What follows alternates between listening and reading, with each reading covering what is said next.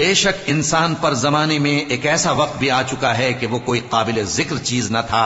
ہم نے انسان کو ملے جلے نطفے سے پیدا کیا تاکہ اسے آزمائیں، تو ہم نے اس کو سنتا دیکھتا بنایا. یقیناً ہم ہی نے اسے رستہ بھی دکھا دیا. اب خواہ شکر گزار ہو خواہ ناشکرا. بے شک ہم نے کافروں کے لیے زنجیریں اور طوق اور دہکتی آگ تیار کر رکھی ہے. جو نیکوکار ہیں وہ ایسی شراب پیئیں گے جس میں کافور کی آمیزش ہوگی. یہ ایک چشمہ ہے جس میں سے اللہ کے بندے پیئیں گے اور اس میں سے چھوٹی چھوٹی نہریں نکال لیں گے. یہ لوگ نظریں پوری کرتے ہیں اور اس دن سے جس کی سختی پھیل رہی ہوگی خوف رکھتے ہیں، اور باوجود کہ ان کو خود کھانے کی چاہت ہوتی ہے مگر فقیروں اور یتیموں اور قیدیوں کو کھلاتے ہیں، اور کہتے ہیں کہ ہم تم کو محض اللہ کی خوشنودی کے لیے کھلاتے ہیں، نہ تم سے بدلہ چاہتے ہیں اور نہ شکر گزاری.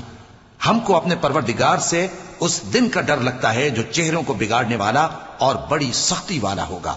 چنانچہ اللہ ان کو اس دن کی سختی سے بچا لے گا اور تازگی اور خوشی عنایت فرمائے گا، اور ان کے صبر کے بدلے ان کو بہشت اور ریشمی لباس عطا کرے گا.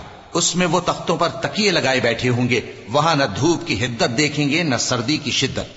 ان پر درختوں کے سائے قریب ہوں گے اور میووں کے گچھے جھکے ہوئے لٹک رہے ہوں گے، اور خدام چاندی کے برتن لیے ہوئے ان کے ارد گرد پھریں گے، اور شیشے کے نہایت شفاف پیالے اور شیشے بھی چاندی کے جو ٹھیک اندازے کے مطابق بنائے گئے ہیں.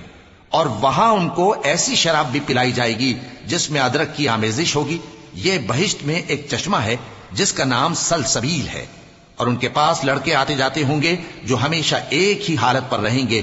جب تم ان پر نگاہ ڈالو تو خیال کرو کہ بکھرے ہوئے موتی ہیں. اور بہشت میں جہاں آنکھ اٹھاؤ گے کثرت سے نعمت اور عظیم الشان سلطنت دیکھو گے.